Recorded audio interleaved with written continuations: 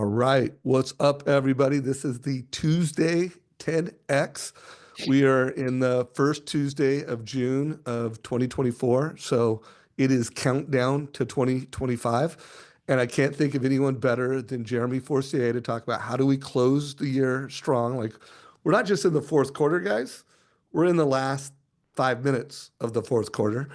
And how do you close it strong? And how do you enter 2025 with an unstoppable playbook for success, whatever that means to you? So we're going to unpack how Jeremy approaches that. Jeremy recently, was it 2 weeks ago that you spoke at the Core Summit? Two, three, Yeah, three weeks ago. Yeah, 4 weeks. I don't three. even know. It's in November. Well, I saw on social media that you led a 1 hour keynote, which I think was how to do 5 year planning. Is that what you did? Yeah, it was how to create your 5 year vision, right? Because we always talk about sprint goals, I call them, right? Like we don't talk about like the bigger vision, like the 5 year.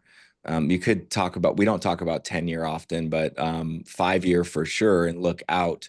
So rather than just always looking at what you want to accomplish next year, which usually turns into like, what am I going to do in the next 90 days? And then all we do is focus on what we want to do in the next month or 90 days. But I think it's really good to cast out further to make sure that like what you're going to do over the next year, is it in alignment with where you want to go?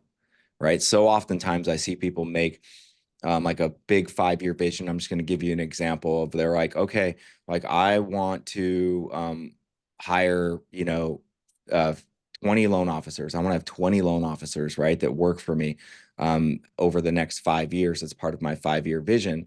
But then when you look at their 1 year plan, it's only about personal production, right? And there's no like anything in there about loan officers and how to attract them. So I love to create the 5 year vision to dream big, like, and then also make sure that whatever I'm doing it in my 1 year plan, is that a stepping stone that is going to help me get to the 5 year, right? Because if it's not in alignment, maybe you should change your 5 year, or maybe you should change your 1 year, right? Like on some things that you're focused on. So yeah, it was a really great session. Absolutely loved doing it. It's probably the most impactful exercise, which I'm happy to share at the end of the call on how to do the exercise that I've done. I have redone, Dave, a 5 year vision 4 times over the last, let's see, since 2012. So since 12 years, I've redone it 4 times. So think about that for a second. A 5 year vision times 4 is 20 years, right? So why have I redone mine, right? 4 times, like within a 12 year time frame. It's because, number one, I realized that I was already like 75% done with a lot of this stuff. Like once I was 2 years in sometimes, or 3 years in, and I was like, oh my God, I need to redo this and make it bigger because I want it to be bigger. And there are other times where I changed it because stuff wasn't important to me. Like I changed. It's okay to change, like what you want to accomplish over a long period of time, and then you change it again. So the 5 year vision is just a outbound goal to make sure your current activities are in alignment with it over in the short term, that it's a stepping stone to there, but you always have the right to change, change your opinion, change your target, change what you want to do. And I think that's so important for everyone to do and go through that exercise. So Jeremy, I did this exercise for the first time in 2020, and I had interviewed you in December of 2020 around strategic planning, and it was the first time I heard of this. So, I'm not in the core, and maybe I'd heard of it, but I just didn't like it didn't really make a note. But in 2020, when we did strategic planning, I'm going to do this. And I know you shared yours, and I used that as a template. And I spent a long time. I mean, I spent hours working on it the first time. I revisited it, and I will tell you, it's one of the most powerful strategic planning experiences I've had. And then here I am, 20. Now, what I did every year, I don't know if this is right. Well, first of all, there's probably no right. Is I wanted to keep it like a sprint to 2025. So rather than like redo the 5 year, I've been Yep. just tweaking it. But literally at 2025, I'm going to write another 5 year vision. So it'll be from 2025 to 2030. Uh, do you do it in 5 year sprints like that where you keep the same, or do you always kind of just iteratively update it so it's always 5 more years? I love that you said that. So here, and the key thing that Dave said, everyone, was that there probably is no right. There is no right or wrong like way to do it. That's the key, is that he's already tweaking it, right? Like as he goes, that is changing it, just so you know. Like he's already tweak and change is interchangeable, right? Like he's just not redoing like a crazy like different one. So yes, everyone has their own experience, Dave, like is my answer. Like I shared for me, I redid mine because things really changed on my targets, right? Like on where I wanted to be. Now, there's fundamental things in there that never change that are in my 5-year vision, like ever, ever, ever. There are goals in there that will not change until I hit them in my 5-year vision, no matter how many times I write it, until I hit them, which is what you're saying. Your sprint to like that, making that happen. So there is not a right or wrong way to do it. It's just giving yourself permission to dream, and we don't do not daydream, by the way. Do you guys know the difference, Dave, between daydreaming and dreaming? One of them you make happen, one of them you just think about. Yeah, dreams you take action on, right? Like, and that they're measurable and they're specific. Like daydreaming is what most of us do most of the time. And that's just like a fantasy, a thought, like, oh, it would be so great Or if this. scrolling. We're either daydreaming or scrolling. There you go. Yeah, yeah. We're occupado in the Yeah. braino. So yeah, there is no right or wrong way to do it, my man. All right. And then one thing I started over the holiday, my update, and I changed it from vision to story. So I'm going to call it my, my 5-year story. Just little nuance, make it yours, everybody. There is no right, there's no wrong. Well, there is a wrong, like not taking action, not making the time Yep. to go through this exercise. So let's do this. I want to make sure we spend some time on the 5-year, but I want to know all the components of strategic planning. Yep.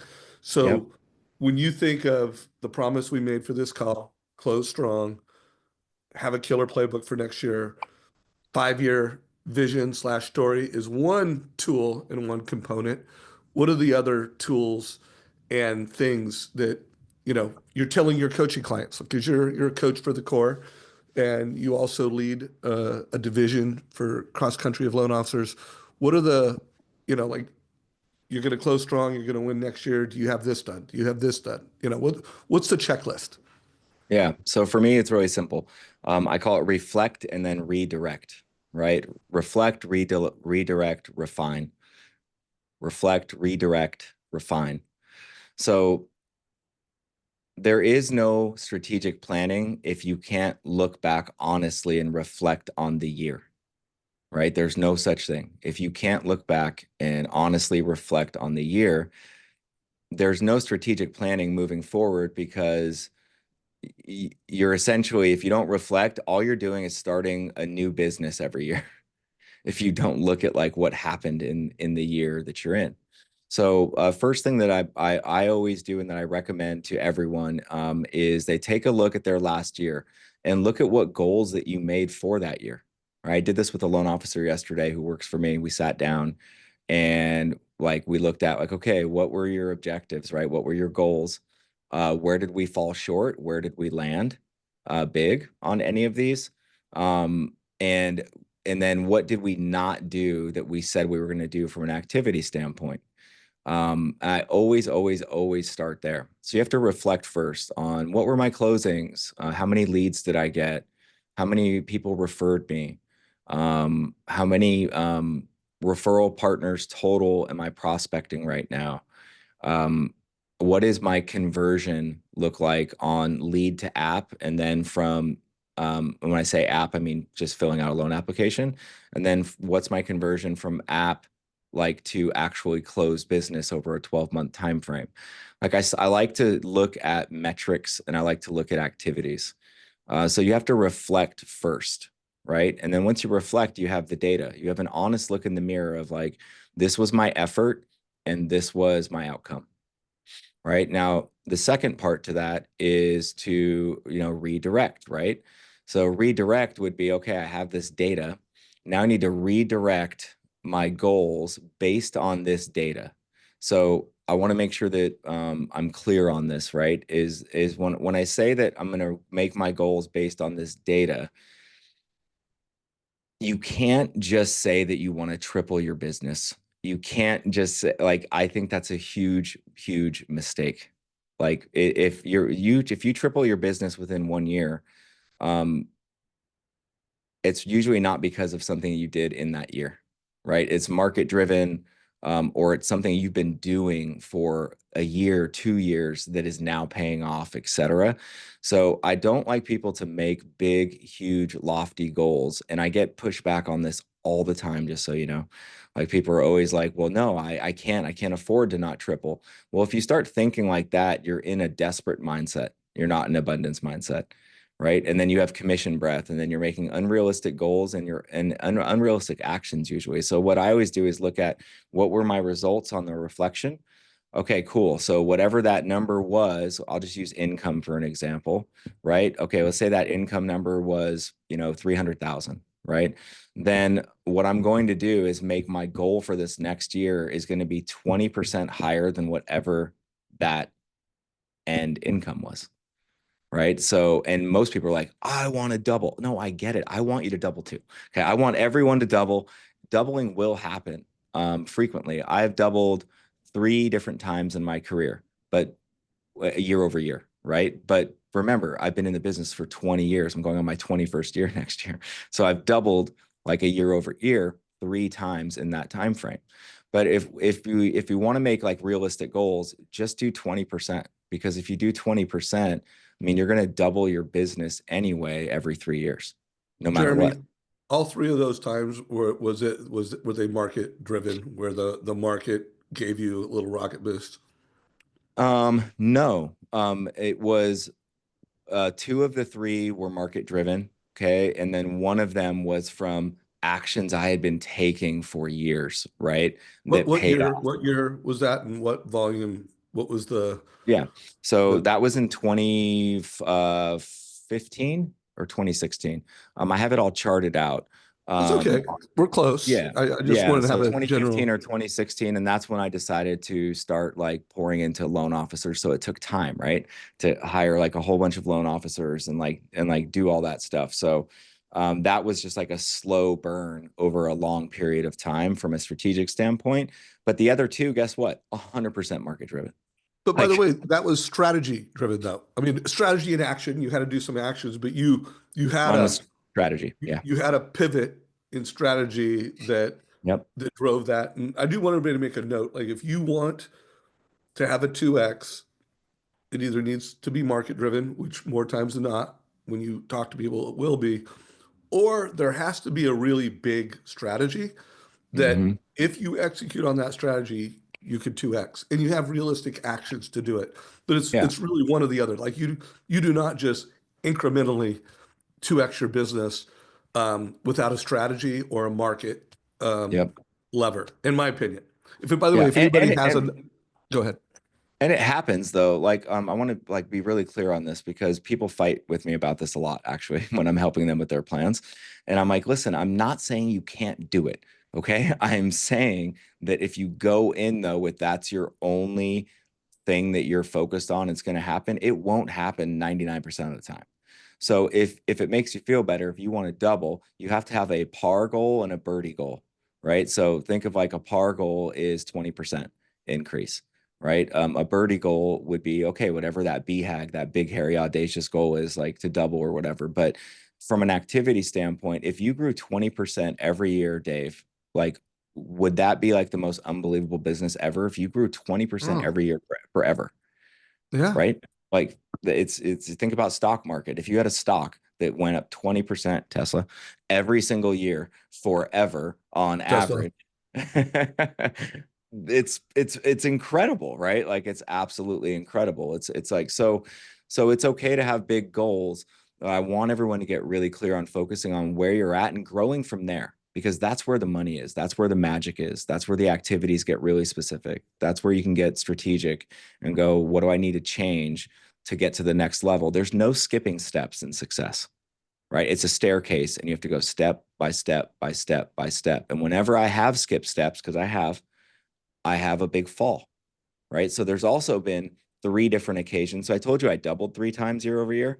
There's also 3 different times that I've gone down 50% or more year over year, right? So when you skip steps, guess what? Like you're going to have a big fall, right? The But cool those, part, I bet those were market driven 50% decreases in business. Now, yeah, I have a belief that the North Star of metrics, when people reflect and they do this, reflect, result, redirect, conversion, you cannot systematically grow your business if you do not know what your conversion is and if you do not have a lot of self-reflection around why do you have the conversion you currently have, and then what are moves you can make, what are strategies you can implement to improve conversion. But if there was a North Star metric, conversion is it. Any yep. you agree with that? Yeah, I would say I do agree with that. I think that that is the North Star. Before you can really focus on conversion, you have to be generating at least 30 leads a month, though. Okay. And so that is my baseline. Like, if you're not generating 30 referrals a month, 30 leads a month, your conversion might look better than it actually is, or it might look really worse than it actually could be. So you need at least a big enough sample size. So I tell everyone, you need to get to 30 leads a month no matter what. Like, you need to get to 30 leads a month. That should be anyone's goal who doesn't have 30 leads a month. Is that if you can get to 30 leads a month, then you can start seeing how am I actually converting? Right? When you're below that, you might get like your mom. If you get one lead a month, 1 month, and it's your mother, right? And you close it, you're like, I'm 100%, right? It's like, well, no, that's not a good like test basis, data basis. Like you have to have a big enough pool to draw from a test group. So 30 leads is the minimum that you need to really be able to take a look at the conversion data. But even if you don't have that, of course, you still can look at it. But you need leads, you guys. We need leads. We need referrals. We need more people to talk to and to help. That's how we're going to do more loans. And then conversion becomes extremely important once you're at that level. Like, Yeah. because think about it, like if you increase your conversion by 10%, that's 3 extra deals, right? Like on if you have 30 leads. And I want everybody to think of that as like airspeed. Like no matter how great a plane is, if it doesn't have a certain level of airspeed, it can't take off and it cannot Right. move over. So you need airspeed. Now, I'm not going to debate Jeremy on this right now, but I will tell you I do think 20, there is a case to be said that if you had 20 leads a month, you have enough airspeed to have a systematic, predictable conversion.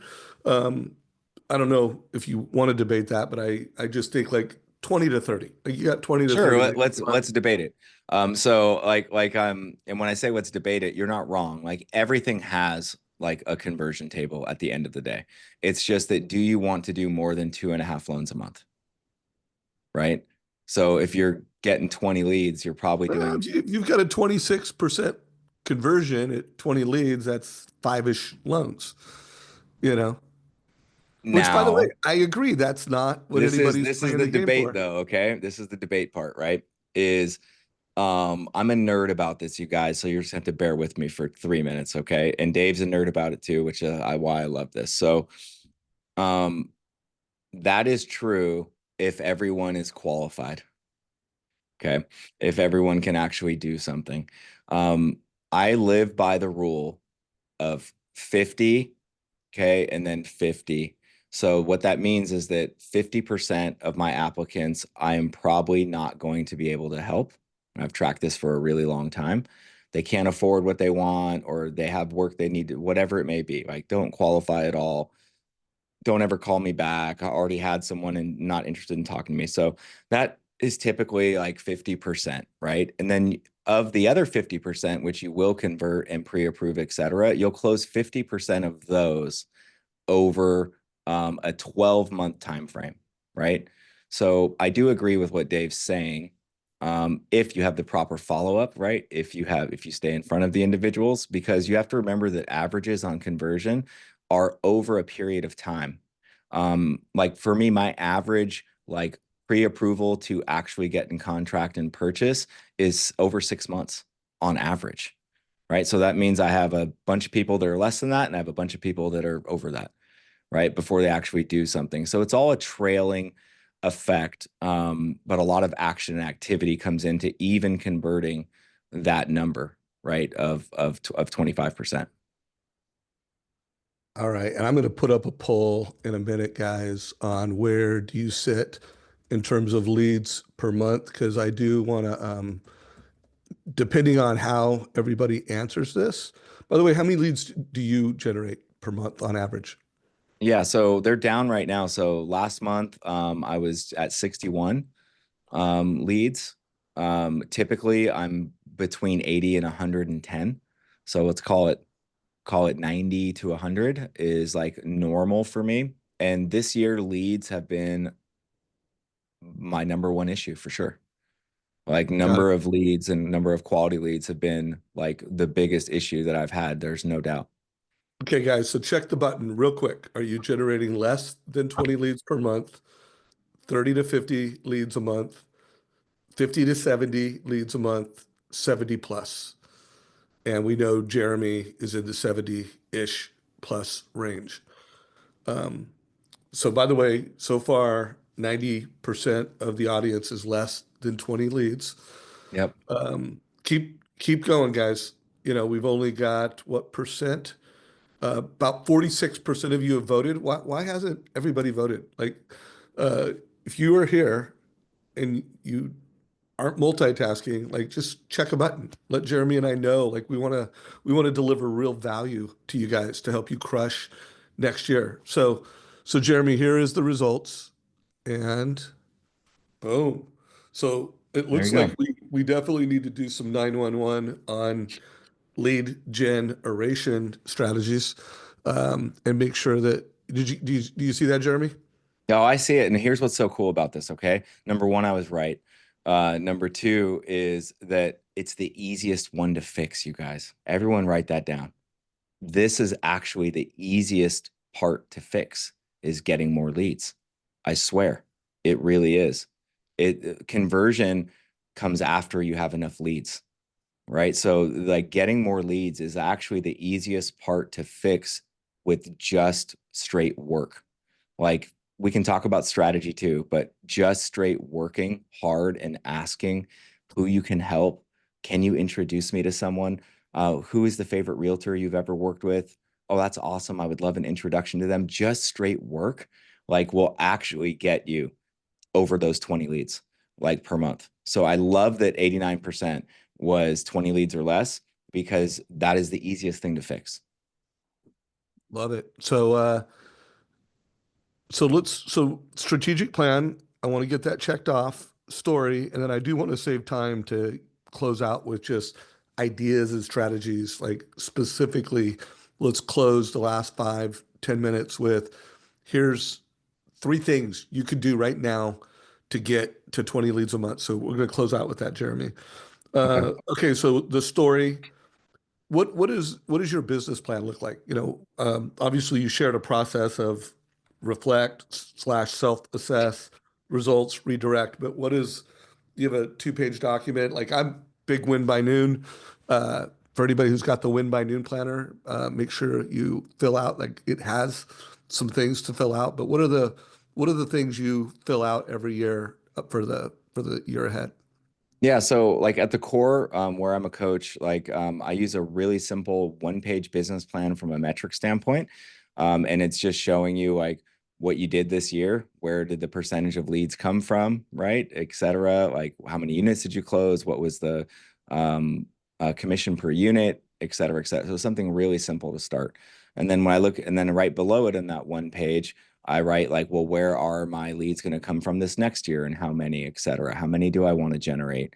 What does that look like? So from a very metric standpoint, it's really easy. It's a one-page business plan. I have permission to share it with you guys, so I will send it to Mortgage Coach so you can see how it works. It's really, really simple. Now, then outside of that, what I do is I just have a simple Word document, right?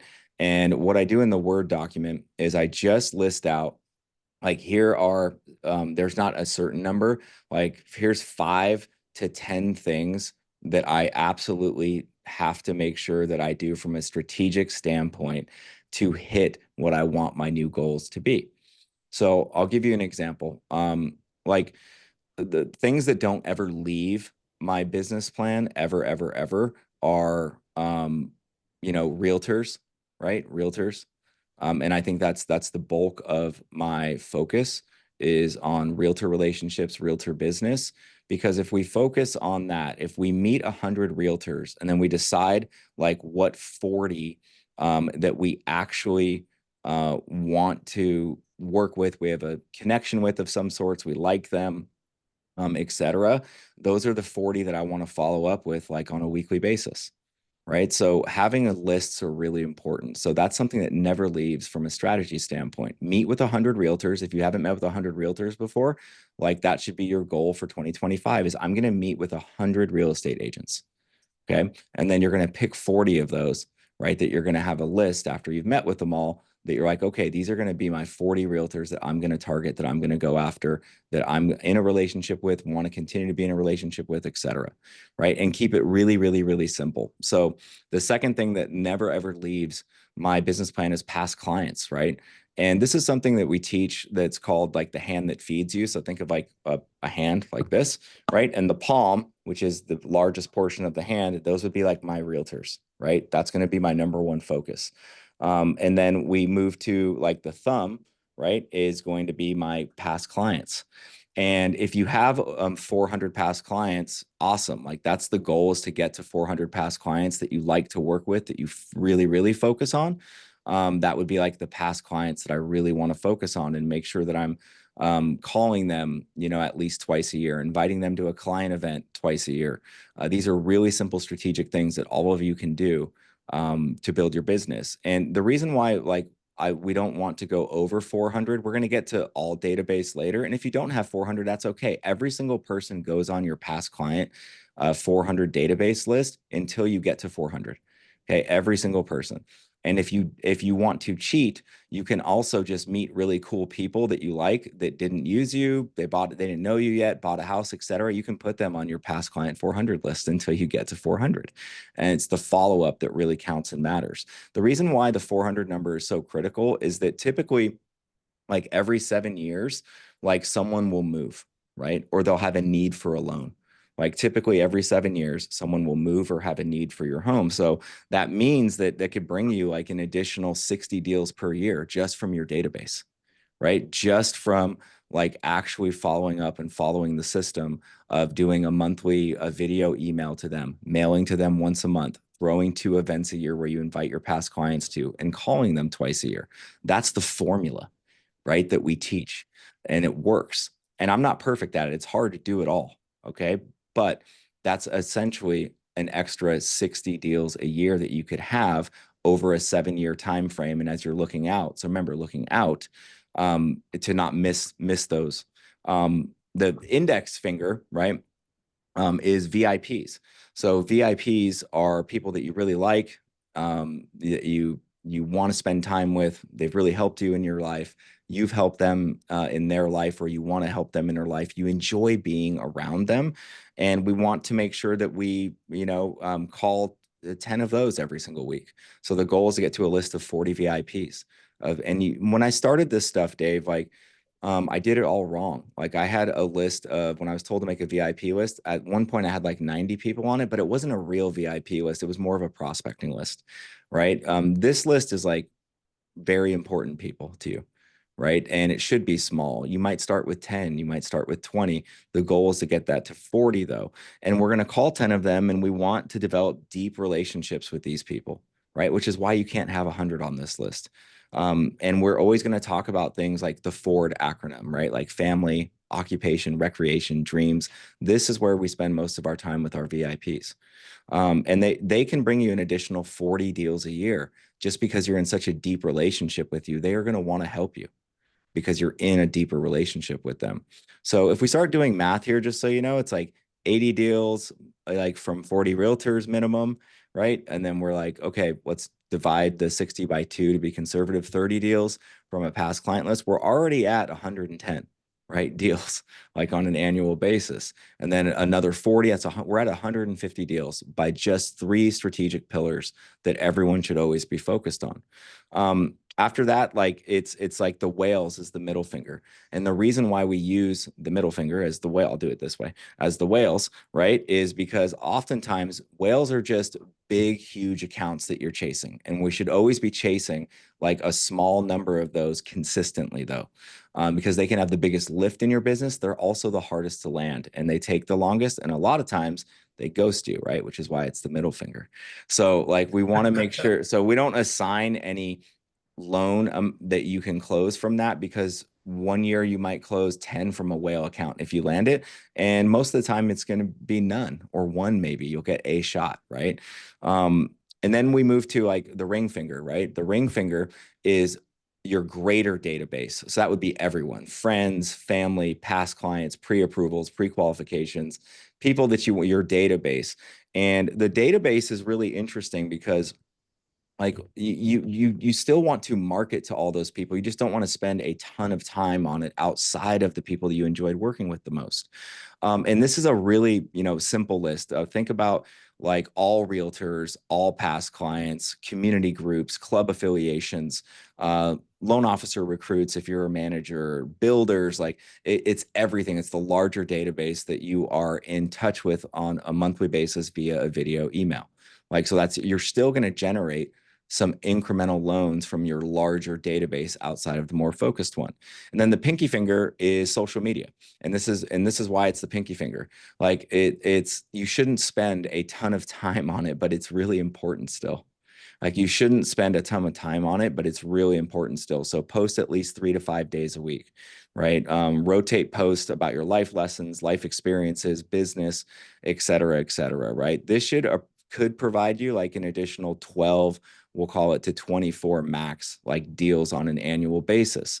But anyone I know that like doesn't do the palm and the other fingers first, all they focus on is social media and they close the least amount of business. So social media is important. It's really, really important, but it doesn't like take away the fact that you need all these other strategic palm and fingers to make the social media work, right? So you can have some social proof, et cetera, with actual people that follow you, et cetera. So if I was to tell anyone, like from a strategy standpoint, whether you're doing 1 loan a month right now or whether you're doing 10 loans a month right now, if you actually just followed the playbook that I just laid out, as far as strategy goes on what to focus on, just do that. And it never, ever, ever leaves my business plan ever. Like those are the 6 things that I'm going to do no matter what. And I already don't do them 100%, you guys. Like it's hard to do it all 100%. But I know that that's what drives the most business. That's what's going to get you more leads. That's what's going to allow you to like track your conversion correctly. And that's what's going to get you to the level that you want, is never leaving those 6 things off of your plan every single year. Dude, this has been so good, and we're just a little over the halfway point. So I want to give everybody another assessment because to execute on everything Jeremy just said, there's a set of success habits that you need to have, and there are a set of skills, that you need to have. And at the end of the day, he pretty much described the things that a modern mortgage advisor does. So I just put a link to an assessment that you guys could take for free. It's right here. Click for free assessment and go through this process. And it's going to give you a little assessment and a test around these pillars. And so first of all, mindset. Like Jeremy has an abundant mindset. He's always learning, but he's also an advisor. Like there's a different mindset that loan officers have versus advisors that call their database, that are farmers. He's a hunter and a farmer. That to me, that's a modern mindset. Uh, Leadership. There's technology, like to do everything Jeremy just said. If you don't have a CRM or you don't use your CRM, and you don't have a platform like Trust Engine that's telling you data-driven opportunities. If you don't know how to use social media, the pinky, like there's certain skills and habits around tech. There's advice. Like Jeremy just plain old shows up differently because he knows that any consumer that talks to him is going to get a better advice experience than if they talk to someone else. Like he knows that, he believes that. And so one, he has really high conversion, and two, he shows up differently in those conversations. Uh, Sales, branding, marketing, money, like all of these things. So first of all, Jeremy is one of the guides, as well as I'm one of the guides of Modern Mortgage Summit. So get your assessment. Make sure you do that. Um, Dude, you have completely, I think, given people a roadmap to close strong and start next year, right? Before we, oh, I just realized I hadn't put the link to the assessment, guys. There is a link to the assessment. If you're watching this in YouTube, there'll be a link down below. And if you want to become part of that community, I think it's $150 a month, or you can get a big discount signing up annually. It's on the page. I'll put a link to that too. Jeremy, I want to make sure that people, I think they know what to do to close the year strong, but what documentation should they come out of this with? Like, what should they do over the next week so that they're clear and they can even take action on all the ideas that you talked about? Yep. Yeah. So there is no, like, when we talk about closing the year strong, I'm not talking about funding more loans before the year is done. Okay. I think that's so important. Context is so important, right? Closing the year strong is starting next year today, right? Like not waiting until next year comes to start the new habits, the activities, the things you want to do.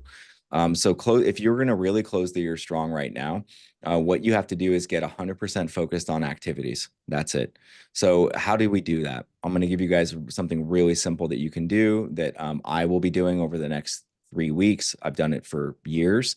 Is that I want you to go back and I want you to look at, number one, look at all of your closings. Okay. Doesn't matter if it's like 10 closings or if it's 150 closings, right? Go back and look at all your closings. And you got to reach out to all those people. And I want you to thank them, right? That it was an honor helping them. You really enjoyed working with them and that you're 100% here to help them or their friends and family with anything that they need in the new year. Some really simple: call, honor them.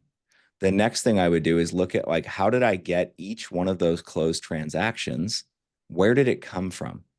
Look at that next. And then guess what? Call all of those people and thank them for the referral to X, Y, and Z. It was wonderful to work with them.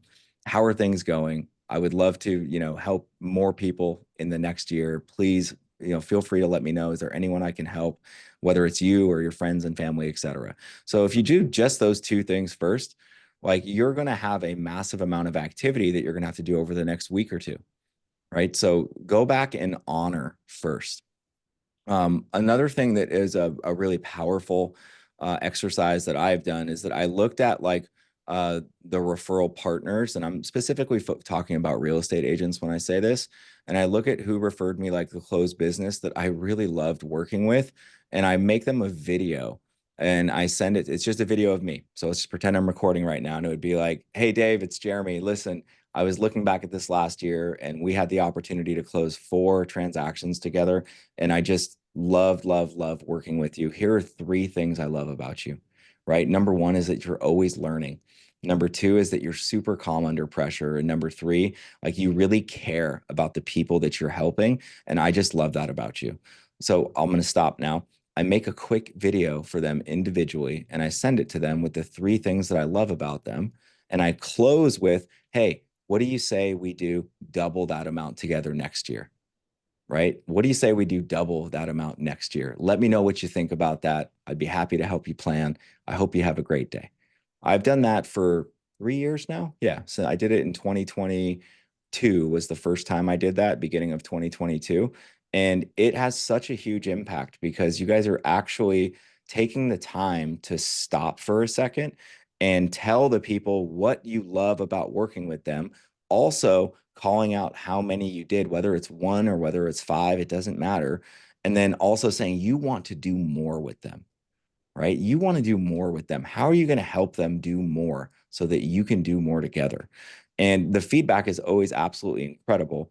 And what I always find is that people, realtors will say, like, "Yes, let's do that," right?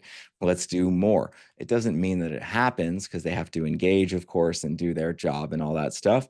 but it creates like a really easy way from an activity standpoint to reach out, show people you care, that you do want to do more, that you are available, that you are human, that you're not just sitting here collecting checks and like waiting for the next one to come in, that you put some thought into what you like about them, share what their strengths are with them. We don't praise enough. Okay. We don't praise enough to our referral sources or to our past clients or anyone who refers us. We just don't do it enough. So take some time like to praise and do that. If you do just those two things, I mean, my God, you're going to have a really busy, right? December, like from an activity standpoint. Lastly, what I would always do to finish really strong is make sure that you have your all your data, as I said before. Like have all your data and have your 1 year business plan done as soon as possible.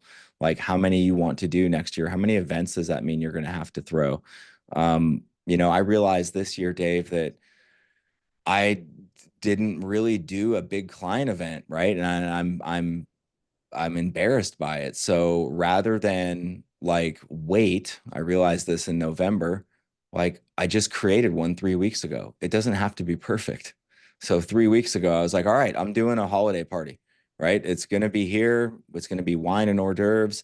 And then the next day, I'm going to do an event like for realtors and mortgage people. And I just did it. You don't need nearly as much planning and building time to execute if you just commit to executing. So what did that result in? So 3 weeks ago, I create these two events because I realized that I didn't do it based on my business plan from last year.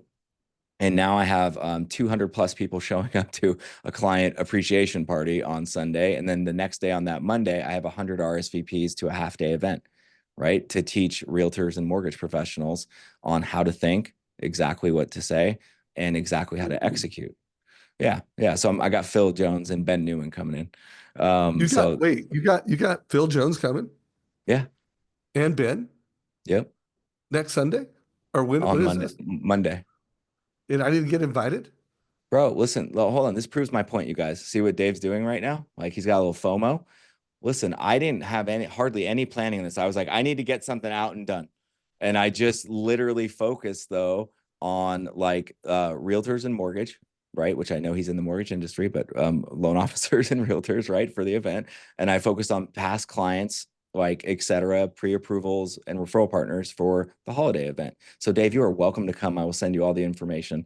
That's what I've been busy doing over the last couple of weeks. Wow, congrats. That sounds like an Yeah. incredible So event. just take action right away. Like, don't wait on it. You know what you need to do. Like, I just go love do that. it. Man, I mean, you've covered so many things, and every single one of them is so simple to do, but it's simple not to do. It's actually Yeah. easier not to do. And I think a lot of the folks on this call, I doubt whether there's a whole lot of ideas that they heard for the very, very first time here. So I'm sure there are a few, but any any thoughts you have to that loan officer? And by the way, Jennifer, I'm going to kind of ask this question two ways. She's like, if some of your realtors do not seem to be motivated, do you still invest them, or do you seek out ones you know are motivated? And so one, I want you to answer that question, but I also want you to speak directly to the audience around how do they overcome wherever they're at today? Because 90% aren't getting 20 leads. I know 90% of loan officers aren't having the year that they want. And I do believe that we could flip that switch if they have the right skills, the right habits. Literally 90% of the mortgage industry could be profitable. Maybe not killing it, but the market's just not that bad. So Right. what are your thoughts to Jennifer, and what are your thoughts to the 90% that just aren't getting it done? So, Jennifer, I love this question. Okay. And I'm going to answer it two ways, and both are true. Okay. So, number one is that if your agents, your referral partners aren't feeling motivated right now, if you like them and you care about them, it is our duty to still pour into them. Like it's our duty. I'm not motivated at all. I just went through like a 2 week depression like up until this last week where I was not feeling great at all. Like just about lots of stuff in my business and my I was like questioning a lot of stuff. And I had people pour into me. Dave was one of those people because I shared with him, like, bro, I'm just feeling down. And him just simply saying, like, hey man, go through that. You're good. Like I felt great. So imagine your referral partners. You have to pour into them. Like you can't make them do the work. That's different. But yes, I would still pour into them. Now, if you're talking about time spent pouring into them, they have to be engaged and want it if you're going to spend a lot of time doing it. But a 5 minute phone call, right, to help pick someone up, like is a great use of your time. Right. It's a great use of your time. So yes, keep pouring into the people you love working with that aren't motivated. And you can't motivate anyone, just so you know, but you can inspire them. And if they get inspired enough, they will become motivated internally. Right. If you inspire someone enough, they'll become motivated internally. So that's one part. Don't give up on them. Okay. Number two is that we always should be prospecting for bigger, faster, stronger partners. Always. Okay. Because people go in hot streaks in this industry, right? Like, so when I look at like my closings this year versus last year, my number one person last year was number three this year, right? My number two person last year was number 19 this year, right? In referred business to me. So when you start looking at all of that, you have to understand that like people go in hot streaks too. So you always need to be pouring into the people you love working with, but you absolutely should always be going after the people that are super motivated. And rather than motivated, let's use the word alignment, right? Like that are in alignment with like where you're trying to go, how you're trying to grow. There's a kid right now named Bryce who I love. He's a real estate agent here, second year in the business. And like most people would be like, why are you going after like a brand new agent? I'm like, this kid is it. Like he is going to be it. I know he's going to be it. I text him every other week, like a voice memo of like, dude, you're the, don't forget you have it. You got it all, dude. You got this. Like I know what's inside you. Don't listen to what anyone else says ever. Like go get, like I know that I'm going to invest time into this person and he's gonna blow up and I'm gonna be right there with him. So look for hunger and humility in people that you are prospecting. That's what I look for. Hunger, motivation, call it whatever. I call it hunger. They want it. They want it really bad. Like hunger. And then I look for humility, right? Hunger and humility is my favorite combination of type of person that I want to prospect. It's not someone telling me always like how great they did or what they just closed or every post is, funded Friday or whatever. Like it's not that. Like it for me, it's like hunger and humility. Like the person really, really wants it. Go after those people, right? Don't ever worry about how many transactions they might have done in the last year. If you can identify hunger and humility in a person, like those are the people that I really, really want to go after because spectacular things are ahead for them. You're muted, Dave. So a few things came to mind after hearing that advice. And for 2024, you and I both had the same theme, which was obsessed with impact. And Yep. and it is forever etched in my personality and my drive, but I got to mix it up. I thought about just going another year with that, but I this year I am going with the words are be the change. Be the Love it. change, guys. So we just updated the First Home IQ store. We've got some new shirts, Be the Change store, are on the store. I'll put a link to that down below. But when I heard Jeremy give the advice, and what I'd give to you is you have to be the change.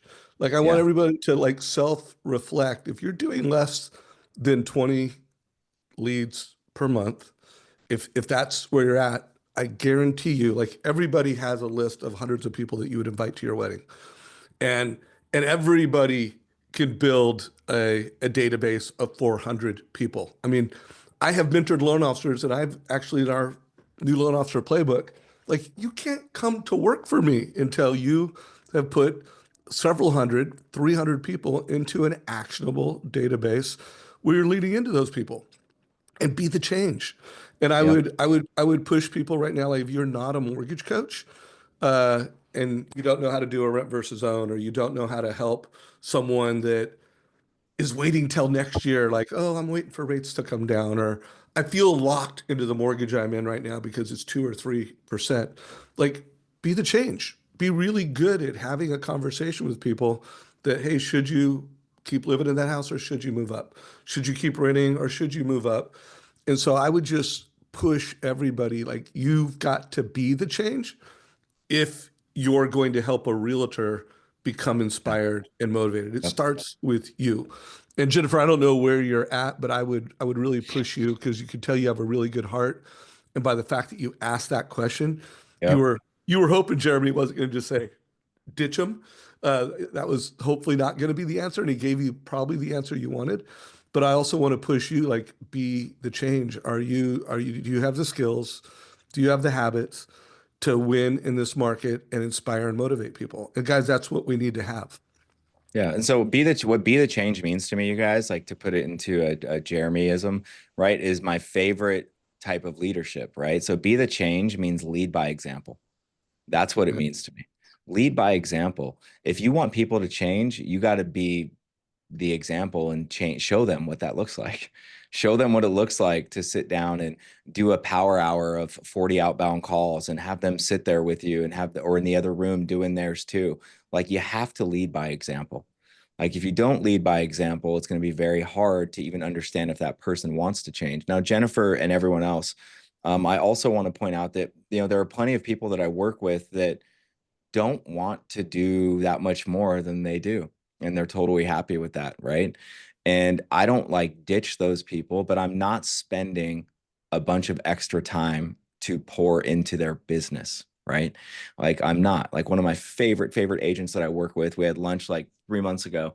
And he was like, yeah, like I love what you do. And I think that's so great. Like, he's like, but I'm just really looking just to, live like a really chill ass life, man, and close like, 6 deals a year. That was his, and he was honest. And I love that about him. And he's like one of my favorite people, good friend, all of that. And so I'm still going to pour into him, reach out to him on a monthly basis, of course, and, chat and help any way I can. But I'm not going to go, knee deep into the mud in the storm on helping that person build a plan that they're probably not going to follow because it's not in alignment, right, with what they want to do. So don't give up on people, but always be pushing and looking for bigger people, better referral sources, 100%.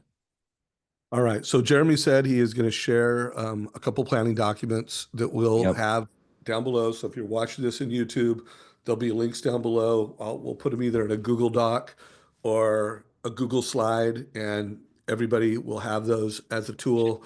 Um, Real quick, we introduced the idea of the 5-year story, Yep. which I'm going to call, or 5-year vision, that I'm going to start calling 5-year story. Um, Give people, describe it a little bit more so people can execute on it. Yep. And if there's anything you're willing to share, because Yeah. I really do believe it's become a transformational strategic planning tool for me that I will do for the remainder of my, professional career. Yep. And I've got a lot of value from it. So describe it Yep. a little bit more detail for folks. So really simple. 5-year vision for me is not just about business. It's about 7 different areas of my life. So it's about work, right? It's about money. It's about family. It's about friends. It's about self. It's about spirituality. And what's the 7th one? That was Work, 7. family. Okay. That was? I thought it was 6, but So, anyhow, so it's about love life. Hey yo, there we go. That's number 7. Okay. So there's these 7 different areas, right, that I look at, and what you do with this document is that I just write down like what would I want to have accomplished in each area, right? Like over 5 years from now. So I write that stuff down, right, in every different area. Then what I do from there is then I create my story, right? So the story is me writing in paragraph form, a small paragraph about each area and what it felt like to actually accomplish it. So the letter would start something like, hey, it is, December 31st, 2029, right? I just had my best year ever, right? Kara and I fall more in love in each and every single day. She looks absolutely incredible. I don't understand how she looks younger every single year. We're having so much fun and have adjusted to not having kids in the house, and we're just having an absolute blast together, right? And then that's love life. And then I would go to work, right? Like in my business, right? I currently have 100 loan officers, right? That work for me. We have total employees of 150 people closing 450 loans per month. It's so great to see all the progress that everyone has made over this year, and that everyone's breaking records, right? And I could keep going, right? But I have this document written. I just rewrote it a month ago, right? And then I keep that document with me, and I look at it frequently, right? Look at it all the time. So you want to create like the things that you want is just like the little list in all these different areas of your life, but then you need to write the story. Like Dave said, that's the powerful part, is writing the story as it's already accomplished, and write down how it feels to accomplish all that stuff. So yeah, it's a really fun exercise. It's my favorite exercise to do. And you can't just like write it though and then never look at it. That's the hard part. Like you have to look at it frequently. Make sure that you're in alignment. If you ever need a shot in the arm because you're feeling down, not motivated, don't want to do what you're supposed to do on a daily basis, not feeling work, that happens. It's normal. I'll tell you what, you read that thing and you're going to do more than you would without reading it. So whenever I'm not feeling great, I will look at my 5-year vision, and then I will ask myself, okay, if that is really what I'm shooting for and all those feelings, what do I need to do right now? What can I do right now that will help me get closer to that? So I highly recommend you guys do it. It's an incredible exercise. It's really, really simple. And I'm more than happy to share that with you guys. Yeah. So anything Jeremy's willing to share, we'll have that down below. By the way, I just did a search for 5-year vision in the Mortgage Coach YouTube channel. And look what came up 3 years ago. Jeremy Forcier's 5-year vision. And and then I'm pretty sure, well, not pretty sure, I know that in 2020 we did a business planning session. I'm going to go ahead and put Yep. 2020 in here. And that was the year that I did my first 5-year plan. And um, what's this? Oh no, that was a different one. Well, we'll put a link down below to that, but just know that you can do some searches, you can find it. And I would just push everybody, come up with a 5-year vision for your life that includes all the areas that Jeremy said. I did it for the first time, and it's been a very powerful process. I hope everybody closes the year strong. If you follow this channel and this community, we're giving you what I think is really good advice to do that. I hope everybody checks out modernmortgageiq.com, go through the assessment. Jeremy, you're a coach for the core. Are there any core events coming soon? And if anybody wanted to learn more about coaching from you, what would they do? How should they follow up? Yeah, feel free to shoot me a message if you'd like. I'm pretty easy to get a hold of. You can shoot me an email, etc. if you have any questions about it. We have some big events coming up next year. We always do two, one in May and one in November. And we are launching a new program here pretty soon for a month on a monthly basis, which will be cool, where you can have access to all the archive stuff, etc. So that'll be out before the first of the year. Cool. So keep an eye. Make sure you follow Jeremy on social media. If you got value from this, give it a like, share this with your mortgage friends. J Force, love Love you, you, brother. appreciate you. Always have a good time creating content Take together. action, folks. Take action. Thank you for all the nice reactions and have a great day, everybody. All Cheers. right.